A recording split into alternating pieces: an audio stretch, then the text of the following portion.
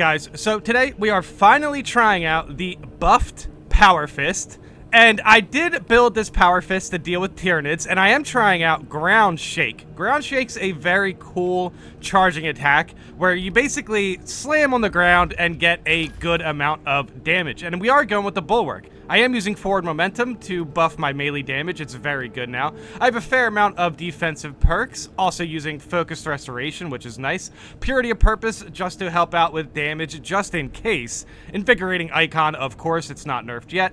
Inspiration. Inspiration is also really good, and then I also have defensive mastery. So it's a fair amount of damage and defensive perks here. And yes, this is absolute. And yes, I am jumping into an operation where these two players have a mortal wound and they have half health. They're probably lower than half health. So I have a lot on my plate. Now, this Neurothrope is also full health, so this is kind of a tough spot to be in. I do help with the heals there. Actually, no, apparently those heals missed. I must have missed the execution. Well, that's rough. I'll tell you what, I have a lot to make up for because of that, and one of my teammates already go down.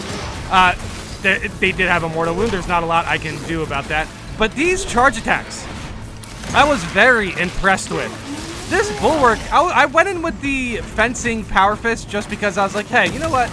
Let's see how the Power Fist buff is. And also I tried out the Power Fist buff on a assault build where I was going for charge attacks. And the thing is, sometimes it's kind of hard to, you know, nail your charge attacks without eating range damage. So on Absolute especially, it can get pretty risky.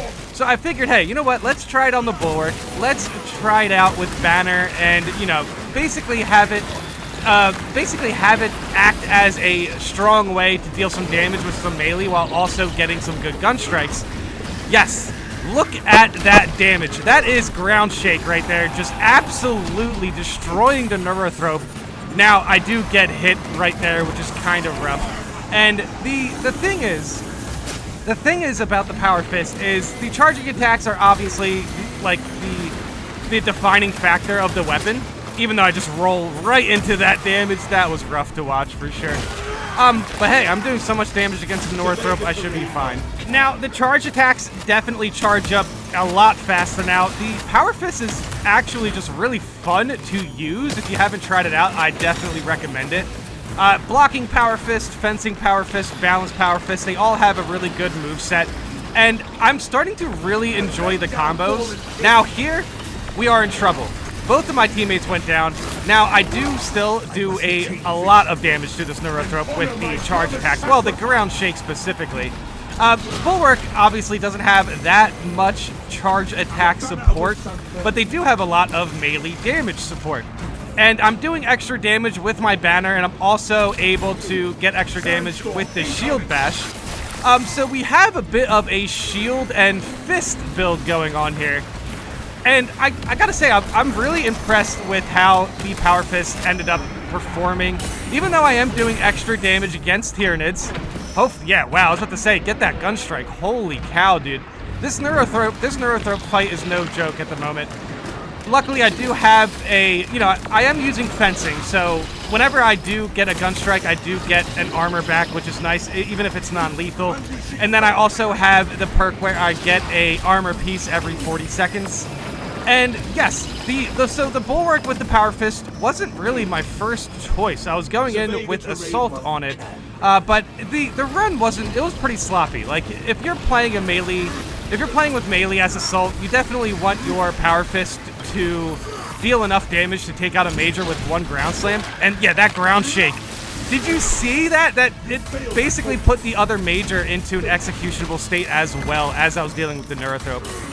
But yeah, I think maybe the Power Fist, maybe I needed that extra mastery point or whatever. But as soon as I got the extra mastery point, I wanted to try it out on Bulwark because I was really impressed with the combos. And I wanted to do the Shield Bash combos. I wanted to try out Ground Shake as well. Boom.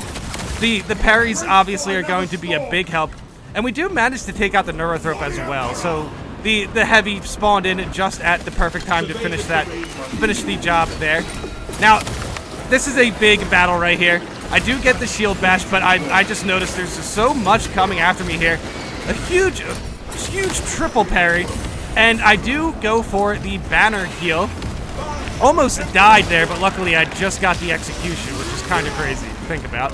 Because, yeah, I went into this operation that my two teammates were in a tough spot, and now they don't have a mortal wound. I'm at full health. I do have icons, so I am able to heal them. And at this point, I'm starting to realize the Power Fist is a elite melee weapon for Bulwark, especially for fencing, if you consider fencing weapons something you want to basically try out, or if you want your fencing weapon just so you like, you know, parries or whatever. Obviously, fencing's strong. I don't really need to sell fencing to anybody. But I basically found the fencing Power Fist to be the best option if you really wanted to switch up or spice up your melee attacks for Bulwark. It's worth it. It's worth it. At first, I was like, oh, Power Fist for Bulwark kind of looks weird. But I genuinely think that the Power Fist for Bulwark could be its best in-slot melee weapon. With maybe tied with the Chainsword. And I can't believe I'm saying this, but I do think the Power Fist is stronger than the Power Sword at this point. It's kind of crazy. Boom, get some heals on my heavy there.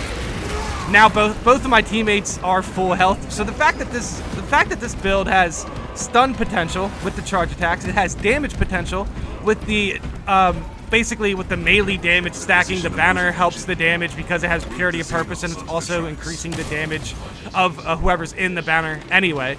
So I'm stacking up a fair amount of damage. With Bulwark is in such a good spot right now. I basically was never left that impressed with the Power Fist, and this was the first operation that I had where I was like, you know what, I feel like I could fight anything at the moment. I'm able to get parries, and the charge attacks are dealing a lot of damage, and basically the range of the Power Fist as well. Your charge attacks have extra range now, which is kind of interesting, and I just really enjoyed the weapon. I enjoyed the fact that I was basically able to protect myself with the gun strikes and the armor perk. So basically I'm getting an armor every 40 seconds and an armor every gun strike, which is really nice. I have ways to get my armor back without using banner. And banner is also a way to heal my teammates, but also a way to deal damage with purity of purpose, which is a very strong perk at the moment. And at first, I wasn't really enjoying the Power Fist look with the Dark Angel skin, but after watching this video, I really like it now. Something about this build is just really growing on me. I don't know if I want to switch my weapon anymore for Bulwark. I still think the Chainsword is a very powerful melee weapon. I think it's very simple, and the perks on the Chainsword are very powerful. But we might see a different melee weapon hierarchy when they add in basically the weapon perk reworks. I can imagine Chainsword will still be strong, and I can't really think of any melee not melee weapon perks, but weapon perks in general that they would consider nerfing. You know what I mean? There I was just whipping some Power Fist attacks. But it's fine. So the Power Fist has a fair amount of mobbing potential because of the charge attacks. Ground Shake, of course, can, basically attack mobs in an area of effect situation. And we saw the damage it does to that Neurothrope. The damage this Power Fist is doing for a fencing weapon was probably the most impressive part about that. So yeah, there I buffed my melee attacks, and we just take this major out. He had to be damaged or something. But nothing is more satisfying than nailing those running attacks because they practically always stun, which is nice. But that Enraged Major had a little bit of poise, and he's dead. It's insane. The charge attacks come out so fast now that you just get so much extra free damage if you include the fact that you are also buffing your melee damage with the Shield Bash. The Shield Bashes has been so much fun. Now I just want to basically just point out here that I don't get my stats at the end of this game, which is very unfortunate. That is just some healing just for no reason. Because I think the host left too early, and when that happens, you don't get your stats. I don't know. I don't know what's going on. But either way, I did not get my stats with this, which I was really upset about because I kind of wanted to see how much melee damage I did. I'm going to clock it at around 8k, to be honest, as an estimate. I really think that's close. But keep in mind, I joined the operation halfway. But hey, we took out the Neurothrope and we saved that run with a fencing power fist build. Very strong.